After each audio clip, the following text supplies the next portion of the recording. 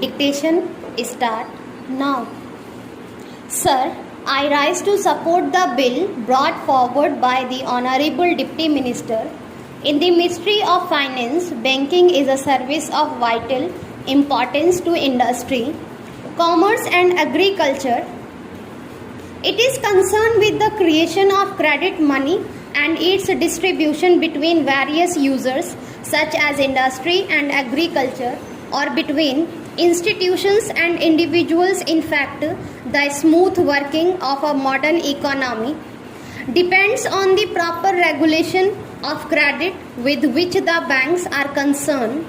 The question, therefore, of recruitment of the personnel of banking institutions assumes great importance.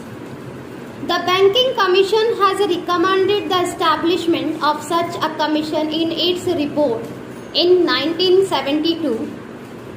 In fact, government have been rather late in bringing forward this very important and necessary piece of legislation.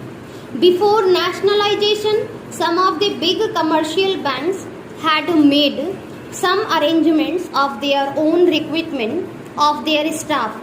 The Institute of Bank Management and the Reserve Bank of India, through the Bankers Training College, run some short-term and long-term courses for recruitment and training of bank staff, but these arrangements are not adequate even to meet the requirements for recruitment of high cadre.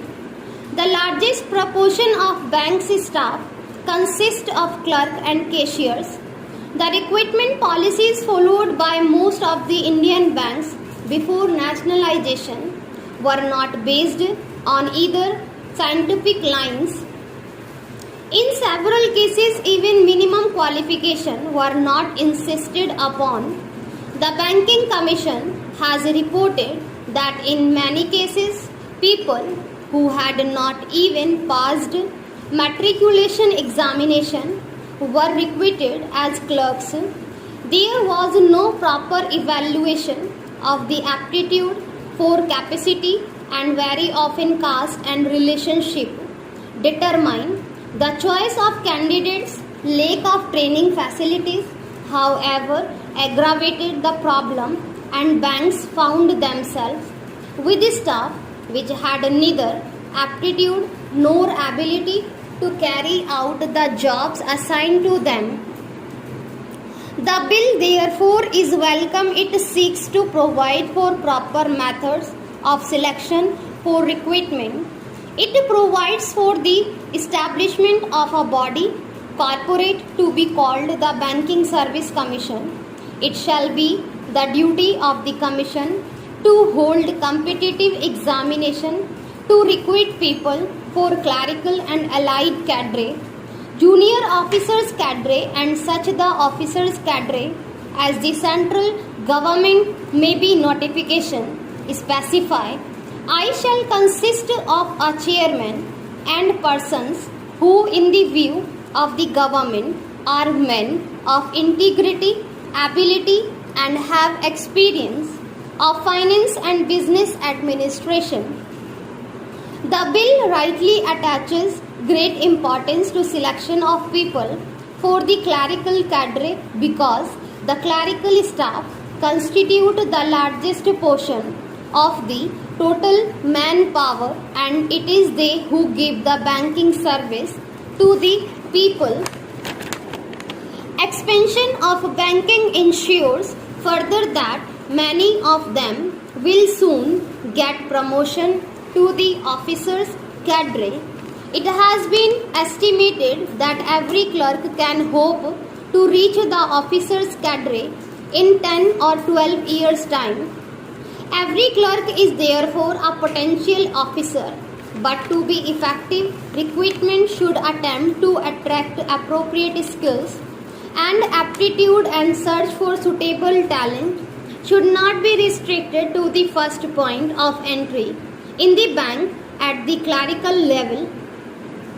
It should also be extended to attract sufficient number of persons who possess executive skill with the functional enlargement of the banks, they require the service of experts such as agricultural scientists and those who are expert in engineering. Recruitment of such personnel should also be considered by the Banking Commission.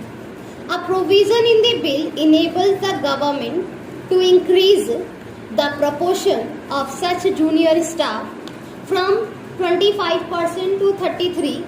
In my view, it is a welcome provision. There is a provision that a certain percentage shall be reserved for scheduled caste and scheduled tribes.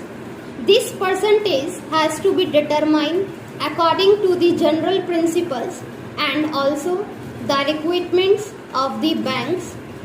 One provision says that the commission will have certain advisory functions. It is an important provision. We know how in government service very difficult problems of promotion and seniority arise.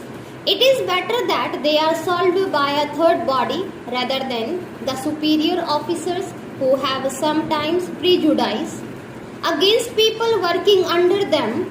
I hope this provision will be used for that purpose. I will not take any more time of the House by dilating on the details of the bill.